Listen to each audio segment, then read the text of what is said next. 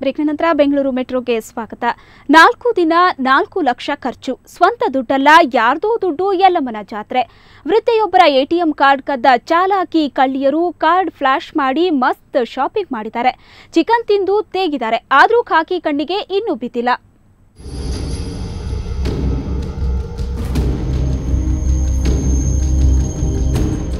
BMTC ಬಸ್ನಲ್ಲಿ ಸುಬ್ರಾವ್ ಬೋಸ್ ಎಂಬ ವೃದ್ಧೆಯೊಬ್ಬರು ಪ್ರಯಾಣಿಸುತ್ತಿದ್ದ ವೇಳೆ ಅವರ ಬಳಿ ಇದ್ದ ಎಟಿಎಂ ಕಾರ್ಡ್ ಅನ್ನ ಕಣ್ಮುಚ್ಚಿ ಬಿಡೋದ್ರಲ್ಲಿ ಅಪಹರಿಸಿದ್ರು. ನೆನಪಿನ ಶಕ್ತಿ ಕಡಿಮೆ ಅಂತ ಈಕೆ ಪಿನ್ ಕೋಡ್ ನಂಬರ್ ಅನ್ನು ಕಾರ್ಡ್ ಮೇಲೆ ಬರೆದಿಟ್ಟಿದ್ರು.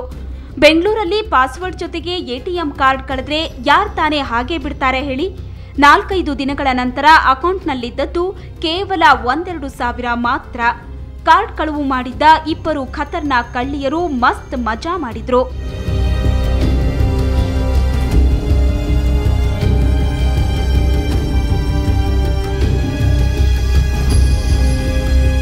ಕಾರ್ಡ್ ತೋರಿಸಿ ಮಲ್ಲೇಶ್ವರಂನ ಸ್ತ್ರೀ ಎಲೈಟ್ನಲ್ಲಿ ಸಾವಿರಾರು ರೂಪಾಯಿಯ ಆಭರಣ ಪರ್ಚೇಸ್ ಮಾಡಿದ್ರು. ಇಲ್ಲಿಂದ ರಾಜಾಜಿನಗರದ ಅರುಣ್ ಸ್ಯಾರಿ ಸೆಂಟರ್ನಲ್ಲಿ ಒಂದು ಸೀರೆ ಖರೀದಿಸಿದ್ರು. ಇಷ್ಟಾದ್ರೂ ಇವರು ವಂಚಕಿಯರು ಅಂತ ಯಾವ ಅಂಗಡಿ ಮಾಲೀಕರಿಗೂ ಅನುಮಾನ ಬರಲಿಲ್ಲ.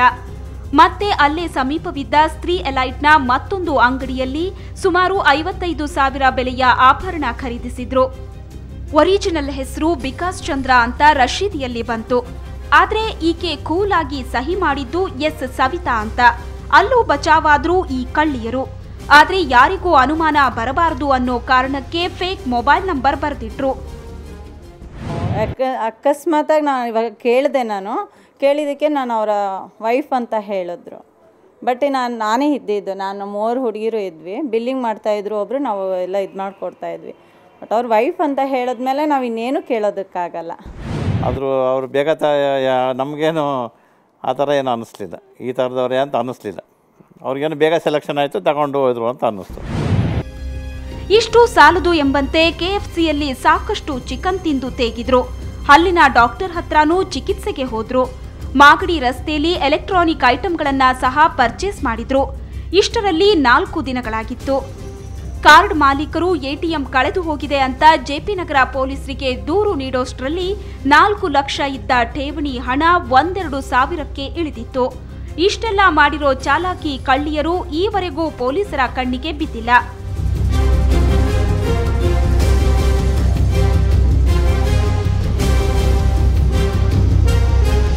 ಎಟಿಎಂ ಕಾರ್ಡ್ ದುರುಪಯೋಗ ಆಗೋ ಹಿನ್ನೆಲೆಯಲ್ಲಿ ಇದಕ್ಕೇನಾದರೂ ಪರಿಹಾರ ಇದೆಯಾ ಅನ್ನೋದಕ್ಕೆ ಸಂಬಂಧಪಟ್ಟವರೇ ಉತ್ತರ ಕೊಡಬೇಕಾಗಿದೆ. ಕ್ಯಾಮ್ರಾ ಪರ್ಸನ್ ಸತೀಶ್ ಮತ್ತು ಸುಪ್ರಿ ಜೊತೆಗೆ ಸುವರ್ಣ ನ್ಯೂಸ್ 24/7ಗಾಗಿ ಅರವಿಂದ್ ಸಾಗರ್, ಬೆಂಗಳೂರು. ನಾಗೇಂದ್ರ ಪ್ರಸಾದ್ ನಿರ್ದೇಶನ ಮಾಡಿರೋ ವಿನಾಯಕ ಗೆಳೆಯರ ಬಳಗ ಚಿತ್ರಮಂದಿರದಲ್ಲಿ ಉತ್ತಮ ಪ್ರದರ್ಶನ ಕಾಣ್ತಿದೆ. ಇದೇ ಸಂದರ್ಭದಲ್ಲಿ ಮೆಜೆಸ್ಟಿಕ್ನ ಮುಖ್ಯ ಚಿತ್ರಮಂದಿರವಾದ ಅನ್ಪುಮಾದಲ್ಲಿ ತಾಂತ್ರಿಕ ತೊಂದರೆಯಿಂದಾಗಿ ಸಿನಿಮಾ ಪ್ರದರ್ಶನ ರದ್ದುಗೊಳಿಸಲಾಯಿತು. ನಂತರ ಬಂದಿದ್ದ ಪ್ರೇಕ್ಷಕರಿಗೆ ಹಣವನ್ನು ಹಿಂತಿರುಗಿಸಲಾಯಿತು.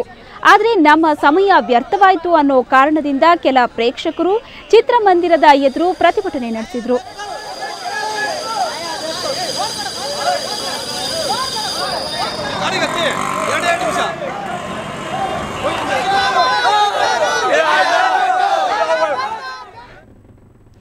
ಇನ್ನು ಕರ್ನಾಟಕದಲ್ಲಿ ಚಿನ್ನದ ದರ ಇವತ್ತು ಎಷ್ಟಿತ್ತು ಅಂತ ನೋಡೋಣ.